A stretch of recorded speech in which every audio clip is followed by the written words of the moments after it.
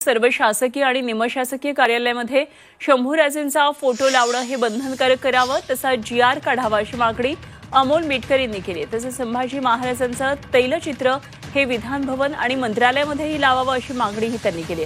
त्यासाठी अमोल मिटकर यांनी विधान भवनाच्या पायऱ्यांवर आंदोलन केलं आणि संभाजी महाराजांबाबत आक्षेपार्ह कादंबऱ्या आणि चित्रपटांवर कायमस्वरूपी बंदी घालण्याची अमोल मिटकर यांनी मागणी केली। 2025 पर्यंत छत्रपती संभाजी महाराज चरित्र साधन समिती गठीत करावी।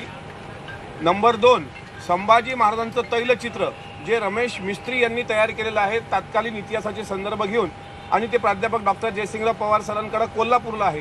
तशा धर्तीवर 2 तैलचित्र, एक विधान भवनमध्ये आणि दुसरं मंत्रालयामध्ये लावण्यात यावं।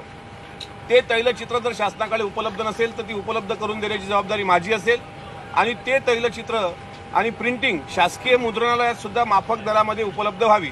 तसेच सरकारने अधिकृत परिपत्रक आणखी एक काढावं की शासकीय आणि निमशासकीय कार्यालयात जसं आपण शिवशाहू फुले आंबेडकरांचे फोटो लावतो तसा संभाजी महाराजांचा फोटो सुद्धा त्या ठिकाणी असावा, हा सुद्धा GR शासनाने काढावा।